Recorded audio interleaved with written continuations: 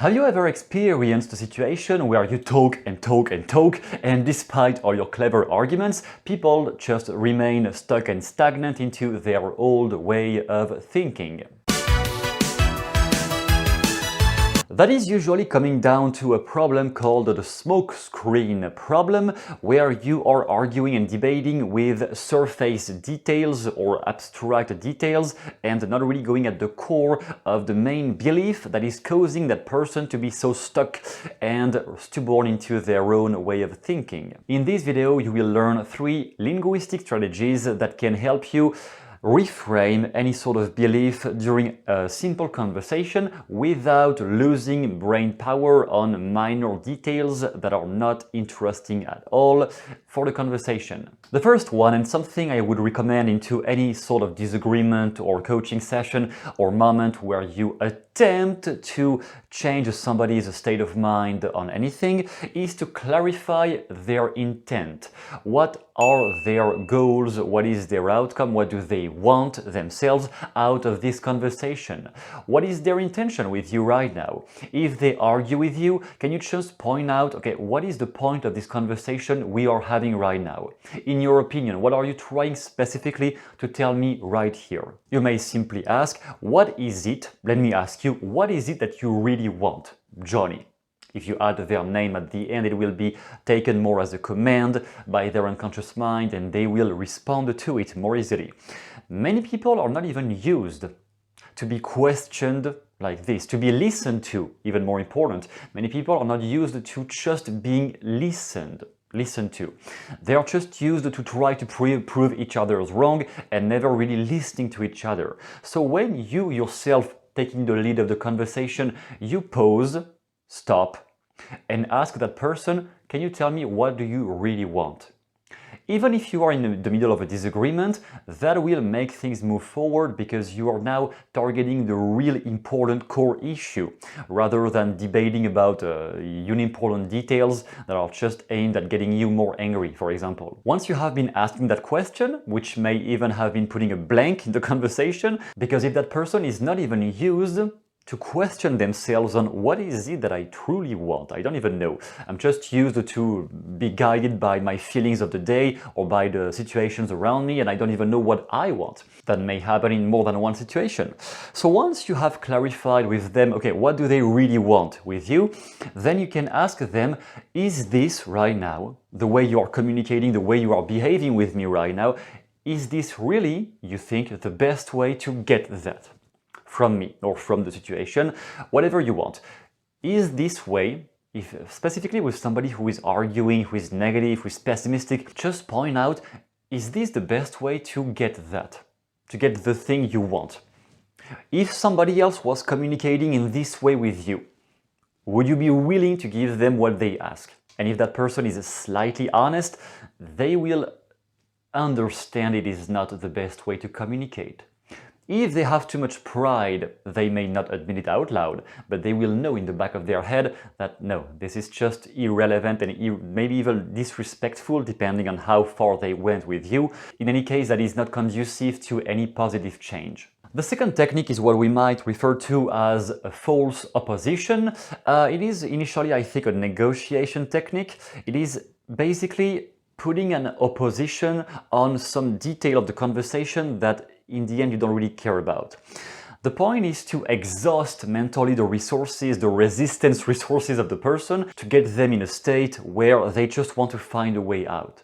And in the end, you do offer them this way out by saying, you know what, I can let go of this eventually and accept this option you were talking about. So it is more common in business negotiations than in other contexts of life, but that can be applied in many situations. And more importantly, you need to realize when this is being used against you. So when somebody is just trying to get you mad and you can notice that In the end, they may not even care about the topic of conversation, they just want to get you mad. That's all. The reason they just want to get you mad is because they want to pull your attention away from the real thing that matters in this conversation. And they try to argue about completely irrelevant things that have nothing to do with the real conflict at hand. In a business negotiation, that might be used by arguing on the price, whereas deep down you know you can definitely pay the price, but you just argue so that the person will be more likely to give you some bonuses or some benefits later. The seller may give you more benefits because you have been exhausting them mentally. So when you finally say, you know what, I can take this product for the price you're offering. Now that I thought about it, I can eventually drop that money, even if deep down you can definitely drop that money, no problem. But the fact that having been arguing, having been offering resistance, when you finally offer a way out, the person in front of you will be 10 times more likely to just say yes and just want to get away from the confrontation. So definitely not something I have used that many times personally when I was attempting to convince anyone. I think it is slightly manipulative, but very interesting to know about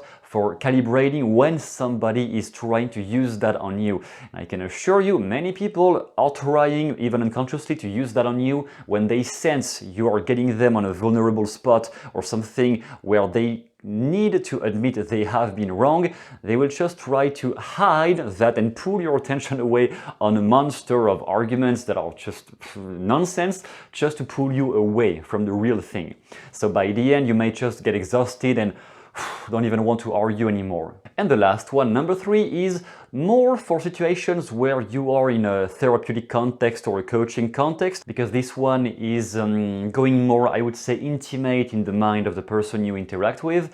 It is to use a personal metaphor. So once you have spotted they had a limiting belief about their career or transition, for example, like I can't change my career, which you have discussed with them, you notice it is just a limiting belief. Instead of brutally attacking, no, yes you can, like some bullshit motivational speaker who is never really getting into the details and just trying to use a cheer motivation, but never really last on the long term, you may ask them, what is a metaphor? Let me ask you, what is a metaphor that you could use to describe yourself? If, for example, we were describing you as an animal, any animal in the animal kingdom, which animal would you be? And which adjective would you give to it? Oh, I am a smart fish, for example, whatever it is.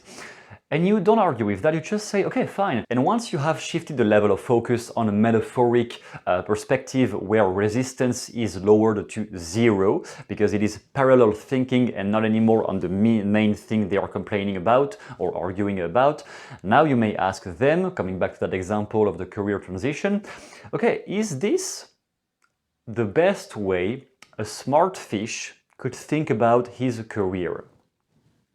Or would there be a better way, could there be a better way for a smart fish to handle a career transition? You just test, you just dip a toe into the water and notice what happens. The fact of shifting the level of thinking to an abstract metaphor, like what animal would you describe yourself as, or whatever object you describe yourself as, whatever it is, just look for a metaphor to their identity. If you were an object, if you were an animal, if you were whatever, if you were a musical instrument, which instrument would you be, for example? How tough or how soft would you be? Whatever they say, use their exact metaphor word for word and ask them, how would a tense piano, for example, how would a tense piano handle that difficult relationship? That will instantly create confusion, because obviously not many people are used to think that way, and that will probably unlock the belief they were struggling with, because now they are not thinking anymore in first position, they are thinking in a metaphoric way where their resistance does not exist anymore, because it is abstract thinking, it is like a dreamland, it is not real life anymore, considered by their conscious mind. So those were three interesting ways, I think, of changing a belief or altering the outcome of a conversation and changing the perspective of people on some matters they have trouble finding solutions for. If you want to develop your skills with those linguistic techniques, you can find down below a document called The 7 Steps to Master Sleight of Mouth, and you will discover many different language patterns that can be used to change a belief, either in some verbal self-defense context, or into a therapeutic context, or into any kind of relationships in life where you need to develop your communication skills.